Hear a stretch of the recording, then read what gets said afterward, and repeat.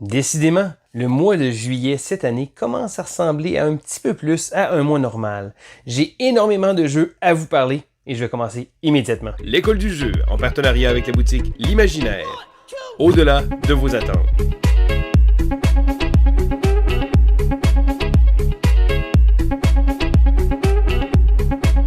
Bonjour et bienvenue à l'école du jeu. Mon nom est Sylvain et on se retrouve pour le quoi de neuf du mois de juillet. Alors premièrement, je tiens à dire, j'ai un nouvel appareil pour filmer, donc j'ai bien hâte de voir si la qualité va être meilleure. J'espère aussi que les cadrages, beaucoup de petites choses à essayer maintenant et j'espère que ça va faire une différence pour le positif. Je commence immédiatement ma revue du mois avec des petites statistiques personnelles. Donc j'aime bien ça, garder des statistiques des jeux que j'ai joués, non pas pour essayer de battre mes records ou quoi que ce soit, mais juste pour garder un suivi de ce que je joue. Et je trouve ça très intéressant des fois de revisiter justement ces petites statistiques-là tout au courant de l'année.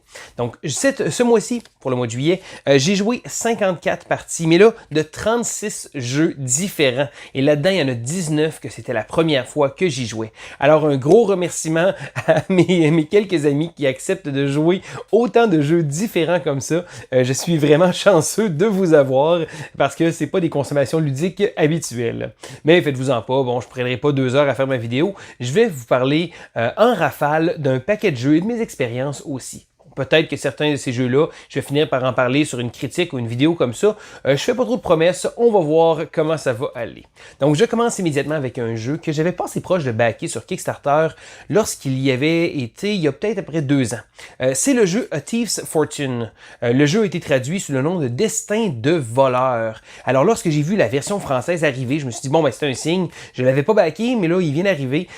C'est quoi ce jeu-là? En fait, c'est un jeu qui utilise beaucoup d'éléments de draft, mais beaucoup d'éléments d'engine building. Et là, on va construire un tableau aussi, un petit côté tableau, et je trouve que c'est un paquet de petits éléments qui viennent me chercher. Parce que moi, à la base, c'est ce que j'adore le plus, des engine builders. Donc, créer un moteur, réussir à exploiter son moteur, essayer de trouver des combines qui vont être les plus efficaces possibles. Et ce que je trouvais très intéressant, justement, avec Destin de voleur, c'est que le jeu le fait, mais avec c'est pas un gros jeu à prendre en charge. Donc, en gros, qu'est-ce qu'on va faire? C'est que on va avoir l'élément principal du jeu va être le temps. Et le temps est souvent un élément que j'apprécie beaucoup dans les jeux. Donc, dans le cas de Destin de voleur, qu'est-ce qu'on va avoir? C'est qu'on va avoir le présent. Ça va être les cartes qui vont être actives, mais on va également avoir le futur. Donc, les cartes qu'on va drafter, au lieu de les garder dans nos mains, on va les placer dans le futur. Et là, les cartes vont avoir des ressources dessus. Donc, un certain nombre de ressources selon les différentes cartes.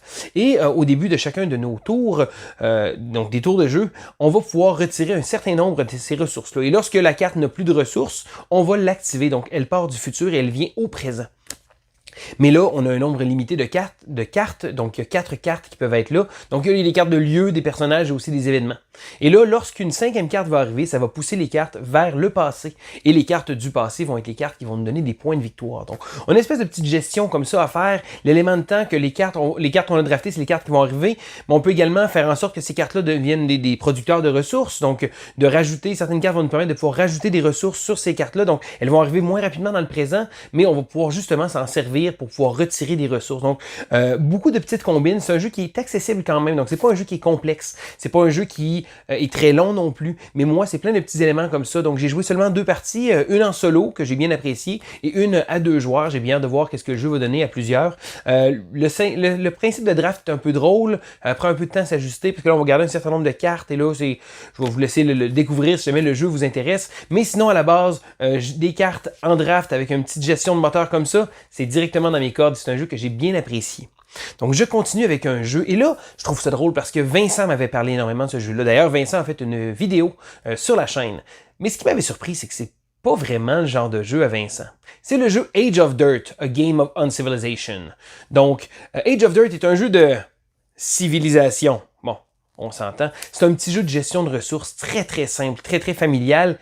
Et quand même assez drôle. Donc, en gros, qu'est-ce qu'on va faire? C'est qu'on va être des personnages dans l'âge de pierre et on va devoir avoir 10 rockstars. Donc, le but, c'est de faire des étoiles, donc des points de victoire. Le premier joueur a 10, mais c'est des petites rockstars. Donc, chacune des cartes qu'on va jouer va nous permettre de donner des étoiles, certaines choses qu'on va pouvoir faire. Mais ce qui est intéressant avec ce jeu-là, c'est que le jeu utilise un concept une tour, habituellement c'est une tour de cube qu'on va avoir, une cube tower, mais là, on a une petite tour et on va placer des meeples dedans. Et lorsque les meeples vont tomber, et là, bien entendu, des fois, ça se peut qu'il reste pris dans le milieu de la tour parce que c'est une tour avec certains petits étages.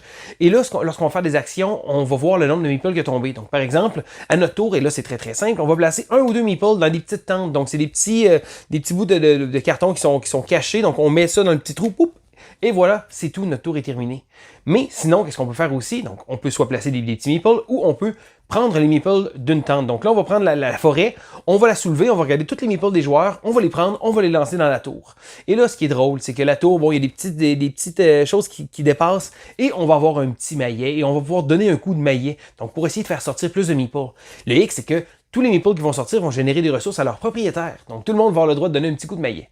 Donc, c'est niaiseux, on se cachera pas, c'est un jeu très très simple, très très familial, mais c'est le fun, pour une raison que j'ignore, j'ai joué 5 parties de ce jeu-là, c'est vraiment un petit jeu, je pense que le jeu est très limité quand même, on se le cachera pas, faut pas se mentir, c'est pas une perle ludique, mais j'ai trouvé que le jeu sort très bien, les gens sont fascinés, le petit coup de maillet c'est le fun, un jeu de fin de soirée, même avec des gamers, on a joué à 4 joueurs en fin de soirée, on a vraiment eu du plaisir, donc un petit jeu sympathique, j'ai joué aussi à 2 joueurs, peut-être un peu moins de tension, mais ça reste que c'est quand même agréable, premier joueur arrivé à 10 points de victoire, donc 10 Rockstar va gagner la partie, ça reste très sympathique, puis pour ma part j'ai été surpris parce que pour un jeu de ce poids-là, il a quand même été très populaire autour de la table.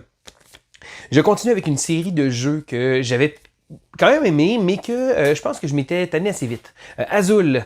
J'ai joué à Azul Pavillon d'été. Donc, la dernière mouture du jeu. Donc, le premier, je l'avais joué énormément et je l'avais vraiment aimé, mais je pense que j'ai brûlé un peu le jeu. Je l'ai vraiment joué beaucoup. Là, ça a été un gros buzz quand c'est arrivé. Tout le monde voulait y jouer. J'ai acheté le deuxième sur le tard un peu. J'ai joué quelques parties. J'ai trouvé ça intéressant, rafraîchissant. Et là, lorsqu'on m'a proposé de faire une partie de Pavillon d'été, je me suis dit, tiens, je vais l'essayer. Parce que, malgré tout, oui, c'est certain, bon, les jeux reviennent un peu, des fois, avec des concepts similaires, mais ça reste des jeux qui sont quand même bien pensés. Donc, dans Pavillon d'été, même concept, on va drafter des petites tuiles et on va les placer. Et là, le concept était un peu moins... Je m'étais fait dire que c'était une version plus joueur de Azul, mais c'est pas vraiment ça. Je dirais que c'est une version moins punitive même. Le jeu nous offre des petites combines intéressantes, donc des placements, on va pouvoir avoir des petits bonus, on va faire essayer de compléter des zones. Ça reprend l'essence même de Azul. J'ai bien apprécié. Je pense que c'est peut-être ma version favorite. Bon, certain, c'est la dernière que j'ai jouée. Des fois, ça peut peut-être influencer. J'ai joué seulement une partie aussi. Mais j'ai quand même aimé ça. Donc, ça reste des jeux qui sont très populaires. Puis ça, c'est des bons designs. C'est certain que, bon... Le concept revient un peu pareil au même, mais ils font des choses assez différentes pour faire en sorte que peut-être que je vais vouloir l'acquérir éventuellement. Je sais que ma femme avait bien apprécié le premier, donc c'est peut-être une raison qui va me pousser à l'acheter. Je continue avec un Kickstarter que j'avais backé sur le tard. Vous savez, des fois, là, bon, des late pledge, la campagne est passée, le jeu m'avait intéressé, mais pas assez. Et là, il y avait un groupe, et là, il restait une place dans le groupe. Je regarde le jeu, je m'avais intéressé.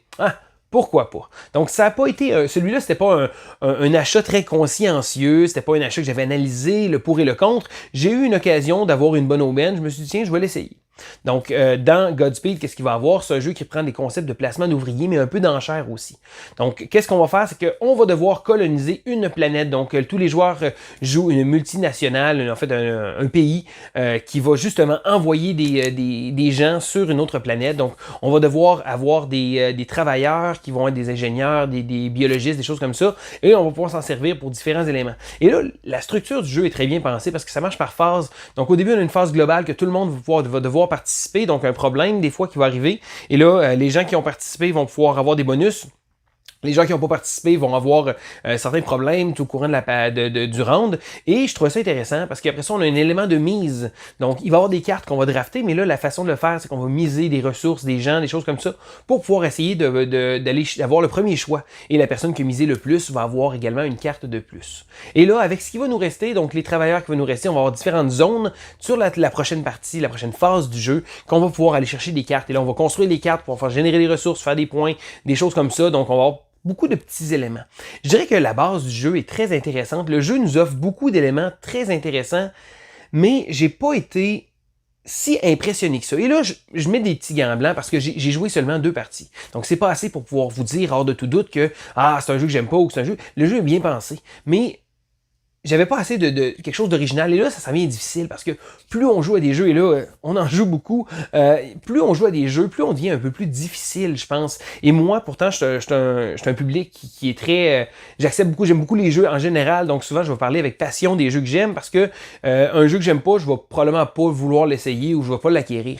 Dans le cas de Godspeed, Je l'ai aimé, mais il y a un petit quelque chose qui manquait, une espèce de petite tension, je sais pas. Puis encore là, c'est peut-être basé sur le fait que j'ai vraiment pas beaucoup joué. Donc, je veux pas nécessairement dire du mal le jeu-là, mais il me manquait un petit kick, je pense, pour pouvoir me donner l'expérience ludique que j'aurais apprécié avoir. Donc, ça fait le tour un peu pour Godspeed. Sinon, du côté thématique, parce que là, encore une fois, je suis un peu en retard, mais cette fois-ci, c'était le jeu Star Wars Outer Rim, donc bordure extérieure. Je suis un fan de Star Wars, mais pas un fan fini. Je dirais que j'avais pas encore écouté la série de Mandalorian, mais le fait de jouer à bordure extérieure, à Outer Rim, ça m'a donné le goût de l'écouter. D'ailleurs, j'ai écouté la série, je pense, en dedans d'une semaine, immédiatement après. J'ai joué quelques parties, donc c'est un jeu où on va devoir avoir des missions, donc c'est un peu une espèce de concept de pick-up and deliver, mais le jeu a une trame narrative très très forte en arrière. Et là, les fans de Star Wars vont immédiatement être fascinés par justement les missions, les gens, les personnages. Donc on peut avoir des chasseurs de primes. En fait, on va être des mercenaires un peu. On va devoir faire plein de missions. Donc on va pouvoir choisir quel type de mission, comment on va équiper notre vaisseau aussi. On va pouvoir avoir du crew, donc de l'équipage qui va venir avec nous. Donc j'ai trouvé que le jeu était très intéressant. Le jeu nous amenait beaucoup d'éléments très thématique, mais je pense que le jeu risque de s'essouffler un peu vite. J'ai joué 3 parties, certaines missions commençaient à revenir, et là, c'est Fantasy Flight Games. Le jeu va probablement avoir des extensions éventuellement, c'est peut-être juste une question de temps, selon les recettes qu'ils ont faites, savoir si le jeu était populaire ou pas. Malheureusement, j'ai pas d'informations là-dessus. Mais j'ai trouvé que le jeu était très intéressant, mais c'est certain que si on est pour jouer 5, 6, 7 fois, on va voir les mêmes choses, on va essayer peut-être les mêmes stratégies. Certaines missions vont être différentes, mais des fois, ça va être un autre joueur qui va avoir une mission. On va commencer à les avoir vus. La façon que le plateau est placé également, bon, on peut le placer un peu plus de manière aléatoire aussi pour les planètes, des choses comme ça. Fait que je dirais pas que les parties vont venir du pareil au même, mais peut-être bien avec plusieurs parties. Ceci dit, les fans de Star Wars vont probablement être très, très enivrés par ce jeu-là parce que ça reprend l'univers et ça l'amène vers un jeu qui est très bon quand même. Donc j'ai bien apprécié Outer Rim. Je continue avec un jeu qui... Vous savez, des fois on se fait proposer des jeux et on est comme... Je suis pas sûr, lui. Un ami à moi est venu et m'a proposé le jeu Sekatsu A Pet's Life. Et lorsqu'on se regarde dessus, c'est un jeu très rose, très coloré, avec des licornes, des petits chats et des petites choses très louches. Donc, encore une fois, souvent, j'aime les thèmes originaux. Et là, j'ai vraiment regardé la boîte, je me demandais vraiment c'était quoi, on a l'impression que c'est un jeu pour enfants. Mais c'est quoi si on met tout ce petit thème-là de côté, ce petit thème très bonbon-là? C'est un jeu abstrait. Et là, récemment, j'ai même fait une vidéo sur les jeux abstraits. Donc, c'est un bon petit jeu abstrait très intéressant. Très coloré, très pastel. Faut pas avoir peur de regarder ce genre de couleurs-là. Mais sinon, j'ai trouvé que le jeu était très intéressant. J'ai joué seulement une partie. C'est un jeu qui offre des décisions intéressantes, qui est très rapide à jouer. On va devoir placer des pastilles et essayer de marquer des points. Donc, on va essayer de faire des lignes avec des pastilles de même couleur, des choses comme ça. Et des animaux aussi. Donc, on va essayer de placer des petits chats, les tortues ensemble. Essayer de faire des zones pour pouvoir nous permettre de pouvoir marquer beaucoup de points. Donc, c'est un jeu très abstrait. Donc, quand on a passé les licornes, ça aurait pu être n'importe quoi. D'ailleurs, le jeu, à l'origine, était avec des oiseaux. Mais je trouve que la présentation des oiseaux était peut-être un peu plus terne comparé aux roses bonbons des petites licornes. Donc, A Pet's Life, un jeu qui m'a surpris parce que le boîte me disait absolument rien qui vaille. Mais j'ai trouvé en arrière un excellent petit jeu abstrait. Je continue avec un jeu qui, celui-là, j'avais hâte de l'essayer. Là, c'est drôle parce que la compagnie Bicycle, oui, la compagnie Bicycle, vous savez, celle-là qui fait des jeux de cartes, là, comme à peu près la moitié des jeux de cartes qui existent dans l'histoire de l'humanité, c'est la compagnie qui a produit le jeu Exchange. Et là, Exchange avait un concept très intéressant. Moi, c'est quelque chose que j'aime. Et là, c'est un jeu très simple et qui est très court, à peu près 30 à 45 minutes. Mais c'est un jeu où on va devoir acheter des choses à bas prix et les revendre à haut prix. Donc, la spéculation. Et là, il y a des jeux comme Stockpile qui le faisaient très bien de manière très, très familiale. Exchange aussi est encore très accessible. Mais qu'est-ce qu'on va faire? C'est qu'on va devoir acheter justement, bon, il va y avoir des assurances, des bons du trésor, des choses comme ça. Et on va devoir acheter des différentes catégories, essayer de les faire monter. Et là, tous les joueurs vont faire fluctuer les marchés. On va devoir acheter à bas prix, vendre à haut prix. Mais ce qui est intéressant, c'est que si le prix descend trop bas, ils appellent ça la bulle du marché, eh bien le prix va devenir très fort. Donc, on part de près de 10$, de 20$ jusqu'à 80$. Et là, si on est à 20 et on recule de 1, on va tomber à 80.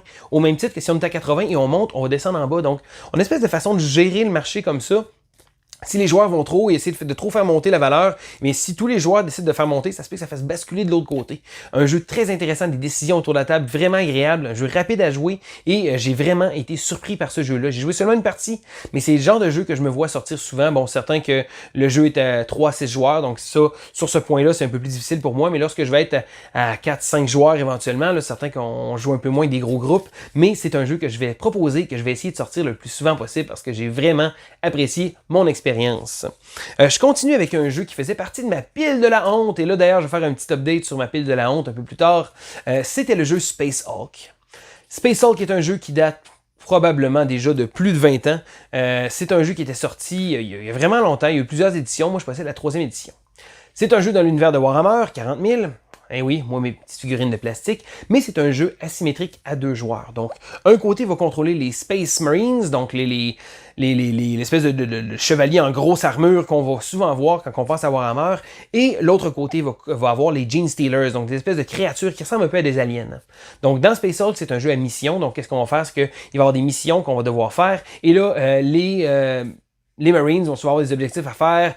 Les Gene Stealers, qui se trouvent avec les créatures, vont avoir aussi des objectifs. Mais ce qui est intéressant, c'est que les Marines vont se déplacer sur les cases, mais pour les autres, c'est des blips. Donc, on a des espèces de petits tokens qui nous montrent pas le nombre de créatures qu'il y a. Parce que les créatures, on les sent sur le radar. Donc, on a vraiment une tension, une espèce de concept très horreur. Parce que on va voir les blips sur le radar, mais on sait pas exactement son où. Et lorsque le blip arrive dans la ligne de vue d'un Space Marine, eh bien là, il va se révéler. Il va en avoir 1, 2 ou 3 qui vont sortir. Et ce qui est très dangereux avec ce jeu-là, c'est que un seul coup réussi va être une mort instantanée. Donc, il n'y a pas de plusieurs jets, des points de vie, des sauvegardes, des ci comme ça. Non. Si je te trouve, c'est fini. Donc, souvent, quand on réussit à faire un jet de dés qui va être positif, eh bien, la créature ou le Marine va mourir instantanément. Donc, c'est une espèce de côté qui ne pardonne pas, mais ça va devoir favoriser des décisions stratégiques. Le jeu est un jeu à 2 joueurs, mais moi, ça faisait tellement longtemps que je l'avais, je me suis dit, j'ai trouvé une version solo et j'ai décidé de la faire. Et au final, je pense que j'avais même pas de version solo. Je peux jouer les deux côtés et essayer juste de faire du mieux que je peux pour exterminer les Marines, ce que j'ai fait d'ailleurs avec brio. Donc, ça a été très difficile pour les Marines. Donc, même si j'avais pas le côté stratégie surprise, je suis allé avec le gros bon sens et j'ai fini par exterminer complètement mes Marines avant qu'ils se rendent à la salle où ils devaient se rendre. Donc, un jeu très intéressant. C'est le côté asymétrique, le côté tension aussi, parce que, bon, quand on va jouer à 2 joueurs, c'est comme, on est tendu parce qu'on sait pas quelle décision on va faire en sorte et il suffit d'un coup et c'est fini. Donc, si vraiment on se fait prendre à flanc ou par en arrière, parce que le positionnement du personnage a de l'importance, ça pourrait être fatal. Donc, on va devoir placer nos Marines de manière stratégique, faire des décisions, les placer de manière à bloquer des espaces, avoir de l'Overwatch qui appelle pour pouvoir tirer si jamais ils nous foncent dessus. Donc, très intéressant les décisions à faire. C'est un jeu que j'avais dans ma collection depuis un bon bout et il va y rester très longtemps, même si j'ai pas l'occasion d'y jouer souvent. Je continue sur ma petite liste. Un autre jeu très thématique, et là, d'un thème, j'avais en ma possession, depuis même 1 an, le jeu Shadowrun Sprawl Ops. Alors, Shadowrun Sprawl Ops, c'est un jeu que j'avais parlé dans mon dernier throwback. Un jeu que j'avais dans ma collection, que j'avais très envie de jouer, mais qui était toujours mis de côté à la faveur d'un autre jeu. Donc là, je me suis dit, hey, parfait, excellent, on va le sortir et on va y jouer. Donc, c'est un jeu où on va devoir un peu à la sauce, un peu Lord of Waterdeep. On va avoir des missions qu'on va pouvoir faire, on va placer des personnages, si on veut des runners, tout au courant pour faire des missions. On va pouvoir acheter des nouvelles cartes, on va pouvoir les envoyer en mission, et là, le tout est géré avec des dés. Et là, les dés sont le concept principal du jeu parce que, bon, ça reprend Shadowrun. Shadowrun est un jeu de rôle avec beaucoup de dés. Donc, encore une fois, on va faire des pools de dés. Donc, le but, c'est de trouver différents personnages, des choses comme ça, des équipements qui vont nous donner des pools de dés, donc pour essayer de réussir des missions. Donc, un des joueurs autour de la table n'a vraiment, mais vraiment pas apprécié son expérience. D'ailleurs, c'est Joe, anciennement de la chaîne L'école du jeu. Joe est pas un fan des fois de hasard avec les dés, surtout quand il n'y a pas trop moyen de mitiger, et il a vraiment pas aimé son expérience. Pour le reste des joueurs, donc les 2 autres, moi personnellement j'ai bien aimé le jeu. C'est pas un jeu exceptionnel, mais j'ai trouvé ça intéressant, le fait d'avoir à gérer différentes poules de dés, et c'est une course parce que le but du jeu c'est de compléter la mission finale. Donc on va devoir essayer de trouver des upgrades, de trouver des nouveaux personnages qui vont nous aider à faire des missions pour recevoir de l'argent, et là l'argent va nous servir d'acheter de l'équipement, et le but ultime c'est de réussir la mission finale parce que le joueur qui réussit cette mission-là gagne immédiatement la partie. Donc c'est certain qu'on va se préparer jusqu'à temps que le moment final arrive. Mais là, souvent, ça va prendre une rampe parce que si on n'a pas d'argent pour des missions, on rate nos missions, les dés sont pas avec nous, ça se peut qu'on tire de la patte, il n'y a pas de mécanisme de rattrapage vraiment. Ça reste que le joueur qui est parti en flèche, ça a bien marché, excellent, ben là, on n'avait pas l'impression qu'elle allait gagner. Donc, une belle expérience de jeu. J'ai envie d'y rejouer parce que c'est certain que une première expérience, ça va jamais nous donner toute l'ampleur du jeu. Certain que pour Joe, lui, il n'y aura pas de deuxième expérience avec ce jeu-là, c'est certain. Mais encore une fois, c'est correct, il y a tellement de jeux, il y a tellement de mécanismes de jeu à explorer que c'est correct de ne pas en aimer de temps en temps. Je continue encore une fois ma petite liste ici. Oh, un petit jeu que lui, je veux vous parler sur la chaîne, un petit jeu que j'avais très hâte de voir, c'est le jeu Via Magica. Donc Via Magica est un petit jeu qui vient de sortir il n'y a pas si longtemps que ça. On ne se le cachera pas, ça reprend énormément de mécanismes du bingo. Donc, il va y avoir un jeton qui va être sorti d'un sac. On va annoncer le jeton. Tous les joueurs vont pouvoir placer. Donc, il va y avoir des cartes avec différentes icônes. Et là, on va devoir placer des petits cristaux sur ces icônes-là. Et lorsqu'on a complété tous les cristaux d'une carte, on va justement pouvoir lancer haut et fort pratiquement bingo. Et pour pouvoir faire des points avec cette carte-là et faire des éléments. Le jeu est en fait une réédition du jeu Rise of Augustus, un jeu qui était sorti il y a quelques années déjà et qui reprenait justement le même concept. Donc le jeu est vraiment pas si différent que ça. J'ai entendu dire qu'il y a quelques cartes qui sont différentes, donc c'est pas une copier-coller, mais je dirais qu'il doit partager à peu près 95% de son ADN. Donc, premièrement, ce que j'ai aimé de Via Magica, c'est les illustrations sont vibrantes. Ma fille de 8 ans a vraiment adoré les illustrations, c'est très joli et ça vient dans une petite boîte. Donc, Rise of Augustus est une grosse boîte standard et à l'intérieur, il n'y avait pas grand-chose au final. Donc, je trouvais que c'était un peu une espèce de fausse impression, des fois pour vendre le jeu un peu plus cher. Dans le cas de Via Magica, ils ont gardé ça dans une toute petite boîte et là, je trouve ça vraiment intéressant parce que la présentation est belle, le matériel est vraiment super. C'est un petit jeu très simple, très agréable à jouer. J'ai même joué en joueur. On a fait une partie à 5 joueurs et j'ai pas détesté. Ça reste que les décisions sont limitées quand même. Ce ne sera pas le plat principal d'une soirée de gamer, mais c'est un jeu qui est familial. Et si vous voulez présenter le jeu de société à des gens qui ne connaissent pas trop ça, même pas nécessairement juste des enfants, là, même des adultes qui ne jouent pas énormément souvent, je pense que c'est un excellent jeu qui va pouvoir permettre un beau tremplin vers le jeu de société moderne. Donc, un petit jeu sympathique, j'ai joué quelques parties et j'ai bien apprécié. Je risque de vous le présenter sur la chaîne, probablement avec Naïma si elle décide de vaincre sa gêne d'être devant la caméra. Ensuite, je veux vous parler de Victorian Mastermind. Victorian Mastermind est un jeu issu de deux designers très connus, Antoine Boza et Eric Lang. Et lorsque les gens ont entendu Eric Lang, Boza, wow, ok, quel mélange, ça risque de faire un jeu absolument épique. Et le jeu a été reçu avec d'amères déceptions. Donc la critique générale a été très très neutre et pas nécessairement favorable. Probablement que les attentes étaient trop élevées. Qu'est-ce que c'est Victorian Mastermind? Eh bien, chaque joueur va incarner un méchant vilain qui va devoir créer une machine de la mort. Donc, le premier joueur à avoir complété sa machine va remporter la partie. Aussi simple que ça.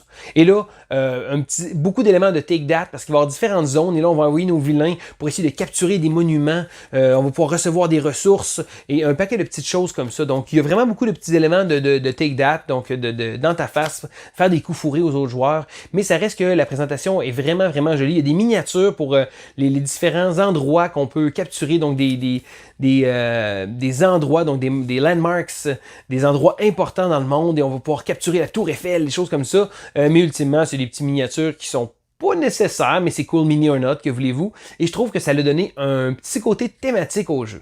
Donc, moi, je suis parti avec des attentes qui étaient peut-être moins élevées que les autres, j'étais satisfait du jeu, c'est un jeu qui est très intéressant, très amusant à jouer, et le jeu se joue également assez rapidement, donc je dirais 45 minutes, la partie est finie, donc c'est une espèce de petite course pour fabriquer son engin diabolique, j'ai trouvé ça très sympathique, et la présentation visuelle est au rendez-vous.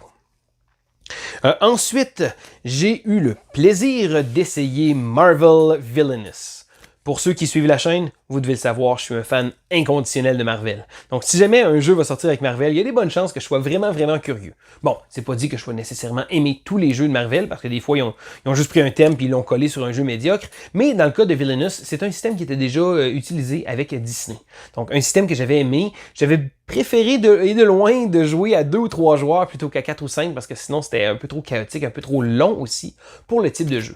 Donc, dans Villainous, qu'est-ce qu'on fait? Eh bien, chacun des joueurs incarne un vilain qui va avoir un but différent. Donc, si je joue, en l'occurrence, Thanos, mon but, ça va être d'avoir les pierres de l'infinité. Mais si par exemple je joue Ultron, eh bien Ultron va devoir se modifier, donc faire différentes étapes de transformation. Taskmaster, lui, va devoir recruter des mercenaires, donc avoir des mercenaires à différentes localisations avec une certaine force. Donc chaque joueur a un concept différent et qu'est-ce qu'il y a de différent dans Marvel Villainous? Eh bien, il y a plusieurs petits éléments différents. Donc, le concept, l'ADN du jeu reste le même, mais les deux jeux ne sont pas compatibles. Donc, premièrement, il y a un élément de les cartes, donc les gentils, ceux-là qui vont venir nous mettre des bâtons dans les roues, parce qu'on est les méchants après tout. Donc, les gentils sont tous mis dans un deck central. Donc, chaque joueur va contribuer certains gentils à la pile du milieu. Et là, dans la pile du milieu, il va également avoir des événements où les deux vilains vont devoir, dans une partie de joueurs. Donc, tous les vilains vont devoir se joindre leurs forces pour pouvoir arrêter les méchants Avengers qui arrivent. Donc, les joueurs vont devoir collaborer, on est des vilains quand même, on va retirer un bénéfice, donc pour essayer d'enlever l'événement comme ça, et là ça va être des choses chiennes qui vont arriver, qui vont venir nous bloquer, des choses comme ça. J'ai joué seulement une partie, j'ai l'intention d'en jouer plusieurs autres, j'ai aimé le concept, j'aimais beaucoup déjà Villainous, je trouve que c'est un jeu qui faut pas trop le prendre au sérieux parce que oui, c'est des conditions asymétriques. Tous les joueurs ont des conditions de victoire différentes. Certaines sont plus adaptées, d'autres sont plus faciles à avoir, d'autres demandent. Il y a le côté du hasard de la pige, trouver les cartes, mais j'ai trouvé que le concept du jeu est très intéressant. Surtout que le jeu vient avec un petit pamphlet donc pour chaque personnage. Donc lorsqu'on commence la partie, on ouvre le petit pamphlet et on regarde. Voici les cartes clés de votre personnage. Voici qu'est-ce que vous devriez essayer de faire. Donc il nous donne une espèce de petite ligne directrice pour pouvoir bien jouer son personnage. Donc encore une fois, à la sauce Marvel, ils vont pouvoir faire autant d'extensions qu'ils veulent, puis je risque d'être au rendez-vous pour pouvoir les avoir. Pour l'instant, j'aime beaucoup. Il y a 5 vilains dans la boîte de base. J'ai hâte de voir si le jeu va avoir également des extensions soutenues. Je sais que le premier a eu quelques extensions. D'ailleurs, malheureusement, elles n'ont pas encore été traduites. J'espère aussi que le jeu sera traduit éventuellement en français parce que pour l'instant, il est seulement disponible en anglais. Mais que voulez-vous, le jeu vient tout juste de sortir. Marvel Villainous. Et voilà, j'allais manquer mon expérience de jeu du mois. Encore une fois, c'est un type de jeu que j'ai pas l'occasion de jouer souvent. Je ne joue pas souvent à plusieurs joueurs, et là, comme vous avez pu remarquer, il y a eu quelques sessions que je vous ai parlé qu'on était plusieurs joueurs, et bien j'ai eu une soirée de jeu, justement, avec quelques joueurs autour de la table. J'ai pu jouer à Trade on the Tigris. Trade on the Tigris, premièrement, est un jeu de 3 à 6 joueurs. Encore une fois, pas un nombre de joueurs très habituel pour moi. Mais c'est un jeu de négociation, et là, c'est un jeu vraiment de négociation. On va devoir collecter des ensembles de cartes et négocier. Donc, la partie principale du jeu, c'est un 5 minutes qu'il y a pendant le round de jeu où on va devoir échanger entre nous. Donc, tous les joueurs doivent échanger. On va essayer d'échanger, par exemple, je vais essayer d'échanger du poisson pour avoir justement des fines herbes ou avoir des épices, des choses comme ça. On va essayer d'offrir des points de points de victoire aux autres joueurs en tant que tels, des points de culture, des barbares, des choses comme ça. On va essayer de générer des points de victoire en ayant des sets de cartes. Et là, plus on en a, donc plus j'ai d'or dans ma main, plus je vais pouvoir les convertir pour faire des points de victoire. Et là, on va devoir essayer de tout faire ça tous ensemble. On peut essayer de négocier avec les joueurs. Et là, chacune des cartes a un élément en haut, donc exemple le poisson, et en bas va nous bouger sur différentes pistes de jeu. Parce que le jeu a 2 pistes centrales qui vont servir dans le jeu, la piste de religion et la piste de gouvernement. Donc, lorsqu'on avance et on recule selon certaines, la démocratie et la dictature, donc si jamais on avance plus vers la dictature, on va avoir des cartes qui vont être de plus en plus forte, mais il faut faire attention de ne pas être rendu nécessairement au bout pour être un dictateur ultime. Et là, les cartes vont nous permettre d'avancer et de reculer sur ces différentes pistes-là. Donc, c'est pas nécessairement facile. On n'aura pas toujours l'occasion de choisir qu'est-ce qu'on veut comme on veut parce qu'on va avoir des cartes dans les mains, mais on va devoir réaliser tout leur mouvement. Donc, je vais peut-être avancer de 3 coches vers la dictature, mais de revenir 2 coches vers la démocratie. Et la même chose du côté de la religion. Donc, on a différentes cartes comme ça, mais plus on va avancer sur une piste, et plus ça va nous offrir des cartes très intéressantes qui vont nous donner des pouvoirs, des choses comme ça. Un jeu de négociation pur et dur que j'ai trouvé absolument incroyable. C'est certain, ça prend le bon nombre de joueurs. Ça prend un groupe de joueurs qui va être dedans. On s'entend, là, des joueurs qui vont être motivés à vouloir essayer ça. Mais j'ai trouvé pour ma part que le jeu coulait très bien parce que le jeu est très simple. Le jeu dure même pas 1 heure. Je pense peut-être une heure, ça a duré 75 minutes, je pense, notre partie. C'était la première partie à tout le monde. Et je trouve que le jeu coule tellement bien, le jeu roule bien. Ça se fait, c'est vraiment mon genre de jeu. On aime ça, on essaie de trouver des choses, puis on est ok, il n'y a plus rien qui veut échanger. On peut également échanger les choses aux joueurs, mais comme je vous expliquais, il y a le côté en haut qui va être la ressource qu'on va devoir avoir, mais en bas, il y a également un marqueur qui va nous modifier, qui peut nous donner des barbares ou de la culture, des choses comme ça. Et là, on est obligé de dire la vérité pour en haut. Donc, si jamais j'ai du poisson, oui, j'ai du poisson, mais ça se peut que je fasse par exprès pour t'échanger mon poisson, qui va faire aussi en sorte de donner des barbares qui sont négatifs. Et là, on n'est pas obligé nécessairement de dire la vérité sur la partie du bas. Puis souvent au début, je dirais les premiers rounds, même on s'en souciait pas trop, on essayait d'avoir les sets de cartes qu'on avait besoin, puisque plus qu'on a de poissons, plus qu'on va pouvoir l'échanger pour faire des points de victoire. Donc, un jeu excellent, une expérience surtout de jeu, vraiment, vraiment génial. Pour ma part, ça a été un énorme coup de cœur. C'est un genre de jeu que j'ai pas l'occasion de jouer souvent, mais c'est certain que si j'ai l'occasion d'y rejouer, je vais rejouer à Trade on the Tigris. Ce qui est drôle aussi, c'est que le jeu a une petite histoire intéressante, et là je fais un petit bémol là-dessus. En anglais, les Américains parlent souvent, quand ils parlent de jeux, des jeux d'échange dans la Méditerranée. C'est une espèce de concept. Tom Vassell de Dice Tower disait souvent « Ah, encore un autre jeu d'échange dans la Méditerranée ».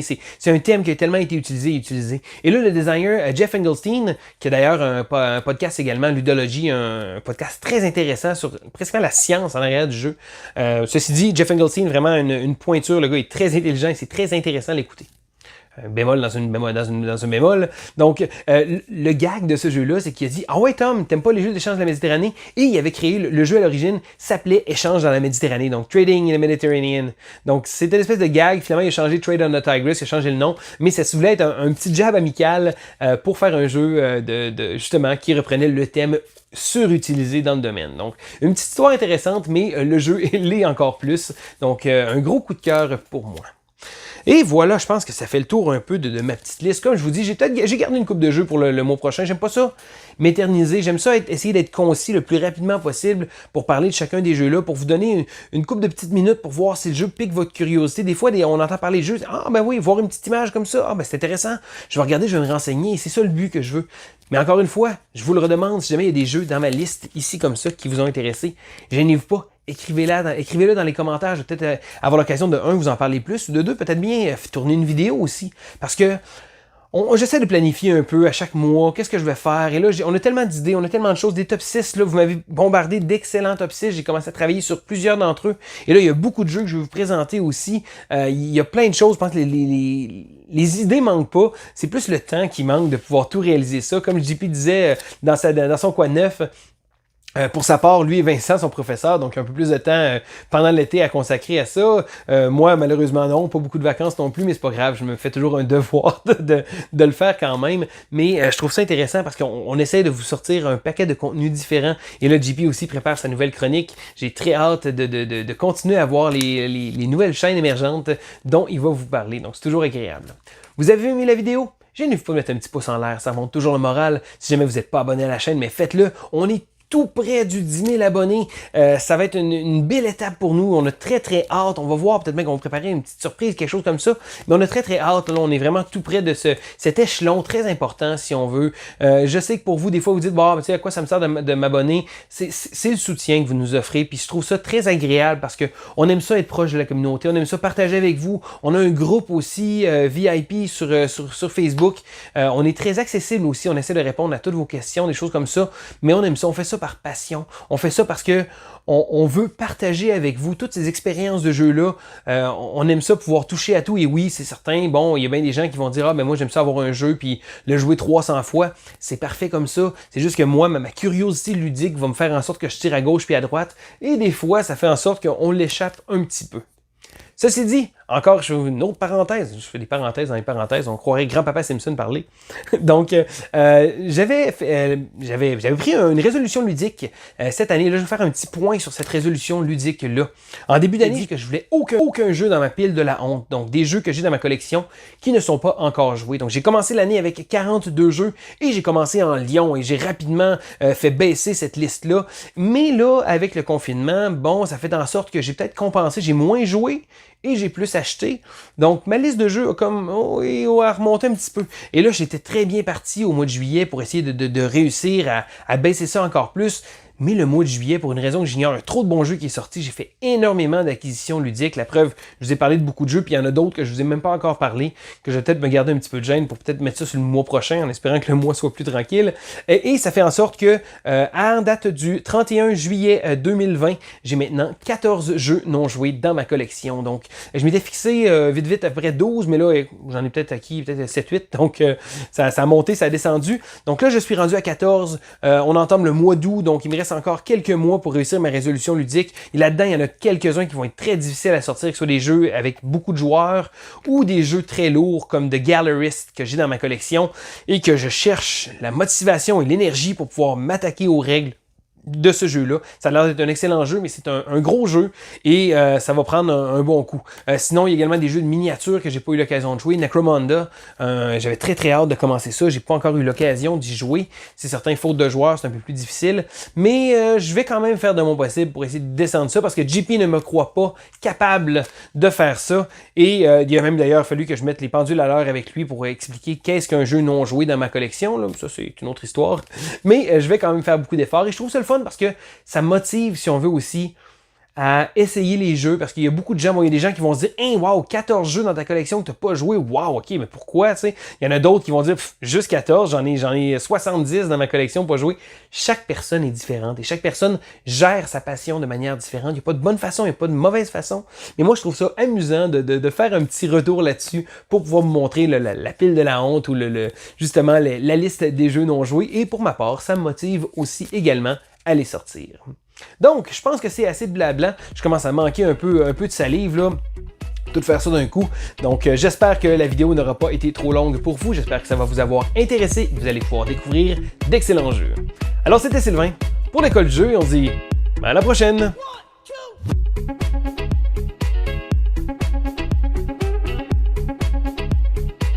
Ouf! Je parle tellement aujourd'hui que même ma montre, elle pense que je suis en train de faire du sport. Eh oui, je continue mon entraînement. Mon entraînement.